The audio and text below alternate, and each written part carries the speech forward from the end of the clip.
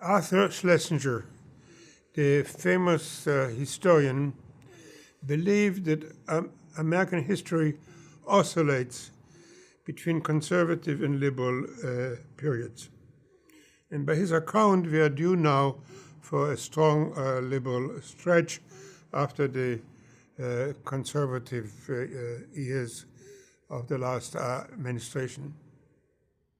Actually, I fear that the liberal stretch, the Biden administration's liberal policies, days are numbered. That we're going to have, that American history actually is not oscillated between liberal and conservative periods. That it has long conservative periods and very short liberal interludes, and we're about to see another example of that second view of American history. Why do I believe that the days of liberalisms are numbered? First of all, Biden faces within a year and a half a midterm election, which is very likely to lose the control of both the House and the Senate. That alone will very limit what he can do.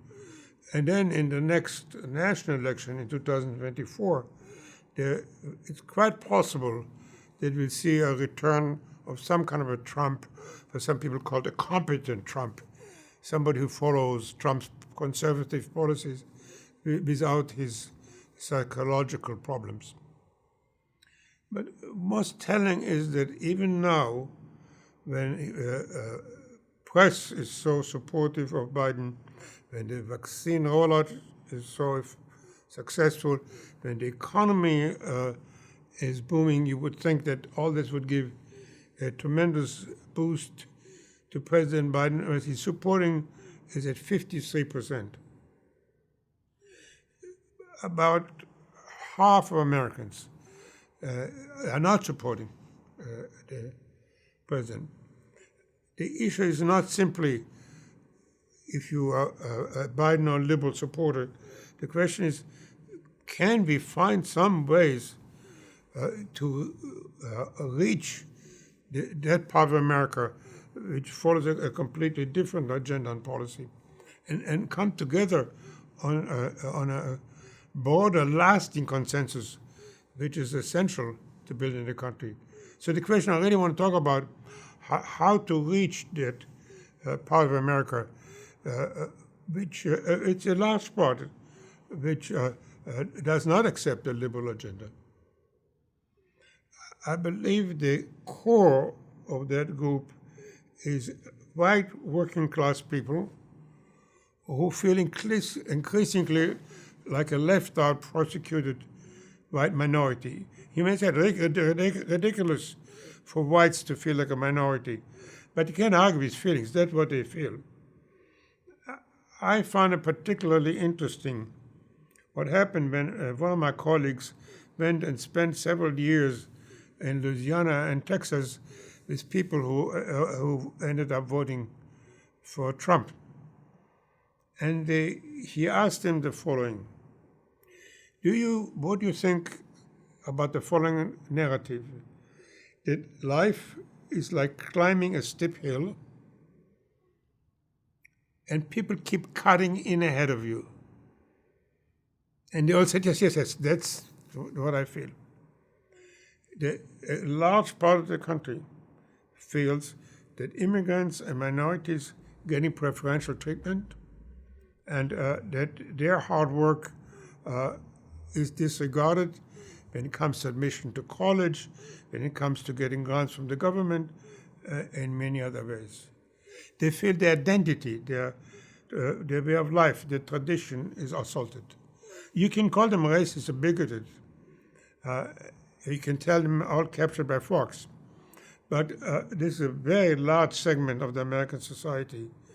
And so before we can write them off and face the consequences, that their voice will be heard in future elections. Let's see if we can reach them and find a way we can all come to shared understandings.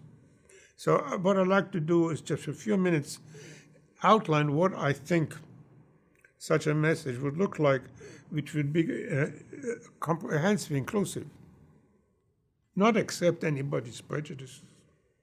So first of all, I think we have to start talking about as if we are about to move a society in which there will be a majority of minorities, and therefore able to disregard the white vote.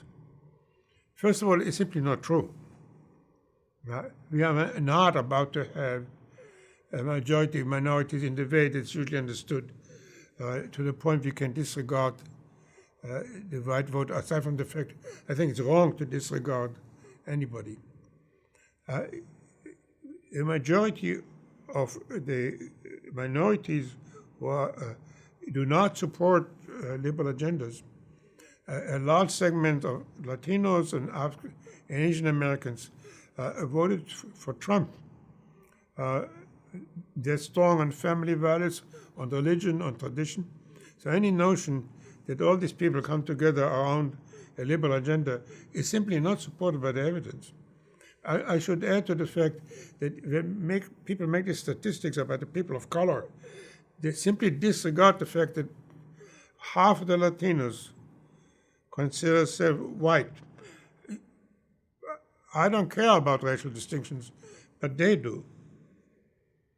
So the first message has to be, back to this cliche, we are all Americans, and we all deserve our voice to be heard. So I think what we should talk about instead is a fair society in which everybody gets their due and everybody is going to be made whole. That, of course, means that people who suffer disproportionately deserve extra help so they can catch up. But the image is not taking from the white and giving to others. It's a message of bringing everybody up to the same level. That's what is a fair society, making everybody whole. I think when it comes to immigration, Americans, I believe, will stand for a fairly large number of legal immigration, but they will not accept any implication, which some liberals sound like, of an open border.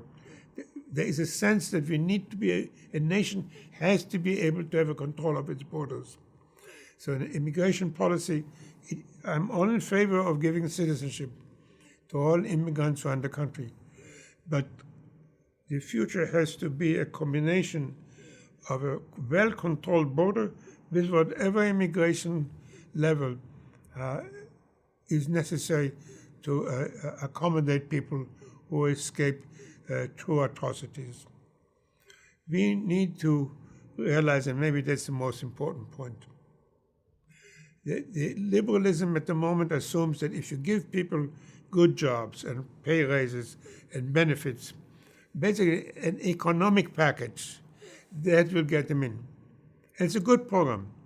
People do need help, childcare, free college education. But people don't live by bread alone. People have cultural issues. And unless we learn to address the misgivings and resentments and fears and concerns about the white minority, we need diversity. But we need a broad understanding of diversity. Diversity should include people, minorities of different genders, transgenders, but it should also include some people from West Virginia, from Appalachia, working class Americans. Let's define diversity even more inclusively. Above all, I'd like to invite you to join the discussion if indeed the days of liberalism are numbered, and what we need to do to bring us all together on a new platform we created, civildialogues.org. It doesn't accept ads, it doesn't sell anything. It's strictly an opportunity for hundreds of people to come together and discuss where is America going, where it needs to go. Hope to see you on civildialogues.org.